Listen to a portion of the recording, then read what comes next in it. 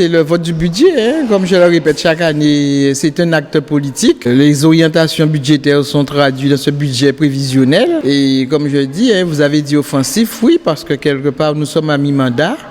Et nous avons des travaux qui ont démarré, donc nos orientations budgétaires qui suivent le cap que nous nous sommes fixés avec les fondamentaux, tous les fondamentaux financiers. Avoir un équilibre budgétaire, nous l'avons recherché depuis notre arrivée. Aujourd'hui, c'est chose faite depuis 2020. Depuis 2020, ça se confirme. Nous votons un budget en équilibre et en augmentation de l'année dernière 2022 à 17 millions. Aujourd'hui, nous sommes à 20 millions, un peu plus de 20 millions. Bien, c'est pour vous montrer que quelque part, notre épargne, elle est positive. On a gagné en autofinancement. Donc, on peut s'appuyer maintenant sur nos projets et surtout notre projet de mandat. Donc, il ne suffit pas de faire pour faire. Nous sommes partis sous des constats qu'on doit avoir un portefeuille de projets mûrs de manière à ce que nous puissions mieux émarger et bien émarger sur les financements. Donc, aujourd'hui, il y a le fonds vert, il y a le fonds friche, il y a la DFIR, il y a le FSIL, il y a le FSOM.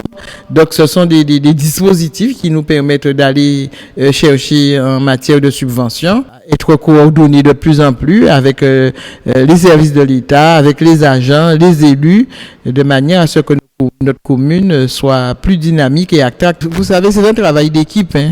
J'estime que j'ai une bonne équipe. J'ai un noyau dur d'agents, surtout pour aller en recherche de subventions, pour s'occuper des finances et pour s'occuper des chantiers, parce qu'il ne suffit pas non plus aussi d'ouvrir les chantiers et puis de ne pas s'en occuper. Les élus ont été avertis en leur demandant d'être présents sur les réunions de chantier, parce qu'il y en a plein. Vous savez, on a le chantier de l'embouchure, on a le chantier de la rénovation du centre-bourg, là on a le chantier des travaux qui ne sont pas en maîtrise d'ouvrage directement par nous, tels que la construction de l'école. Vous avez le centre de vacances de Saint-Louis, vous avez l'embouchure, donc vous avez la mairie, l'ancienne mairie, la mairie à Lithio. Donc ça, on a vraiment des chantiers un peu partout sur le territoire et toute la voirie communale. Donc, vous comprenez bien que on est une équipe municipale au travail, on est dans l'action et ceci, c'est dans l'intérêt de tous, dans l'intérêt collectif et dans l'intérêt de toute la population. Parce que quand la route elle est remise aux normes et la route elle est réparée, elle est rénovée, ben c'est pour tous les baillifs, pour tous les usages. Mais oui, mais il faut faire des choix, il faut pas tout faire, on fait des choix. C'est vrai que on va en progressant. On va à notre rythme.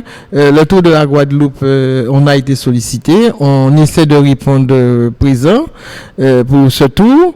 D'autant plus que la fédération cyclisme de la Guadeloupe veut renouer avec la tradition en faisant une arrivée sur Karata.